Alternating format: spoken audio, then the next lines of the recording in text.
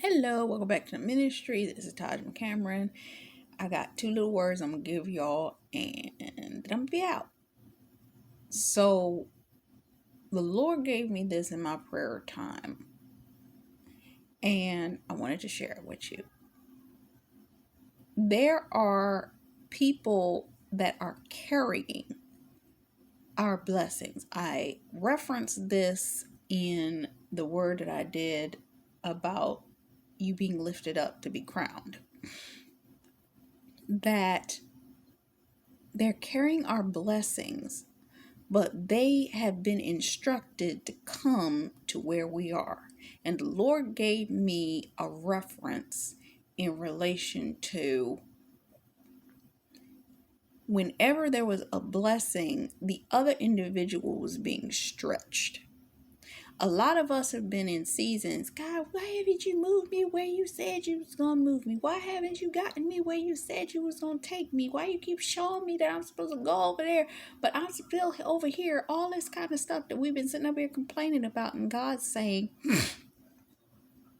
this situation is not about your obedience at this point. You've been so obedient that I can't give you no more instruction as to what you're supposed to do. At this point, it's about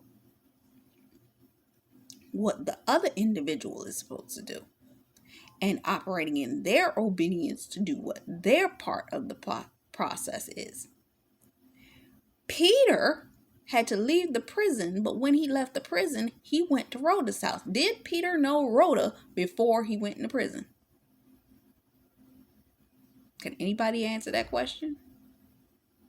Was Peter familiar with Rhoda? Did he know where Rhoda's house was? Was he familiar? Let me go.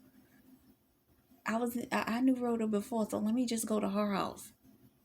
Or was it the fact that God led him to Rhoda's house, and because of the fact that it was Rhoda that had been the one that had been praying for him?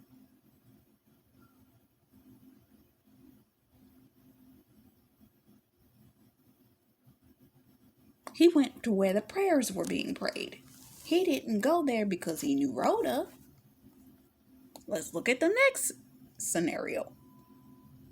That Joshua's men had to go to the house of the prostitute in order to be covered by her, who lived at the edge of the wall. But had they chose not to go to her house, oh, that's a prostitute, oh, she this, that, and the other. But she's the very one that ended up being able to cover them when the army came looking for them.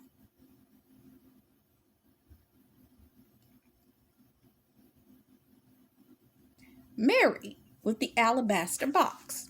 I need you to think about this. Somebody made this great reference of the fact that Jesus, when Mary came to bring him the alabaster box, was pretty much living in those times what would be a slum area, which would be our modern day ghetto. Okay? Think about that.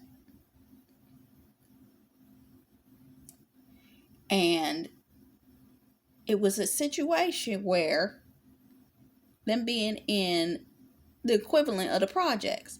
Think about carrying a alabaster box, which you can tell is made out of the finest ivory and so on and so forth, into the ghetto. You can't just walk in there carrying that thing let anybody see you carrying that thing. They be looking to rob you because of the fact that, hey, that's alabaster. I could probably get some money off of that. So you think that some of these people, they got stuff that's supposed to be given to you, but they afraid to come showing up in your area because it's like, am I going to be attacked? Is this a safe place for me? Am I supposed to walk in here? Can I?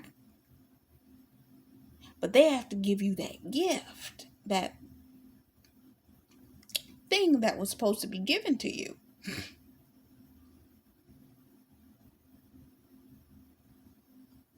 These people have had instructions, but they have not yet been given to go where you were, what it was that they were supposed to do. Their test is their obedience, that they are to come to where you are. Some of us are go-getter type people. It's like, look, you're taking too long. I'm going to come where you at because you taking too long. And God's like, the obedience is them coming to you. I'm telling them they have to come to you. And you got to wait there until they do. Because for some of you, and God's giving me this right now, for some of you, I've been seeing 1110. 1110 means a witness of a notable individual, meaning whoever is coming is somebody that's going to be notable for those that are meant to witness their entry.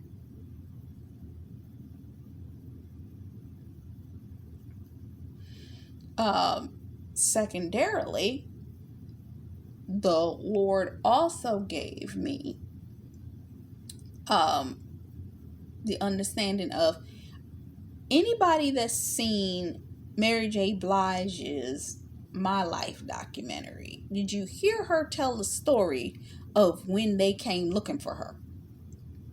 When she was a teenager and the record execs got a hold of her demo, they came to the projects where she was. The exec that was supposed to come to her. And I don't remember if it was her that was outside when the limo showed up, and they were like looking for her, and she was like, you're not going to park your car there. It's like, don't park your car there.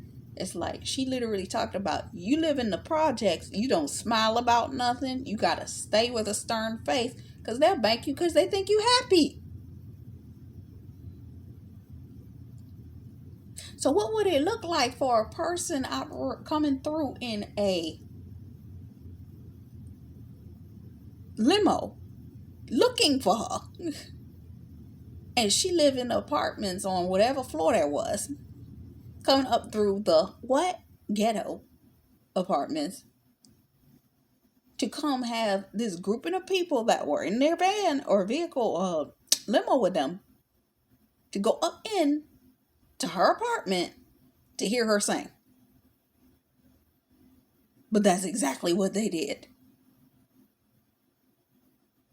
So I'm in need for you to think about this. When God has a blessing for you, bring it right to you. She didn't have to go. She had to go down to whoever's record executive's office. No. They came to her. For some of you, the blessing that you're looking for is coming to you. And it has to. Because in the obedience to the individual, it's got to come to you. So the Lord gave me that revelation. Was there anything else that I was supposed to add here? That they're coming with a gift. 334 means a gift and or votive offering. So they will come bearing a gift. For some of you, especially if it's your ordained spouse, they may come with flowers, they may come with candy, they may come with the ring that y'all been looking for. But whoever's supposed to come to you will come to you. Just pray, Lord, that the Lord cover you in what they're supposed to, who's supposed to come to you. Okay? So that's my short little word. Until next time.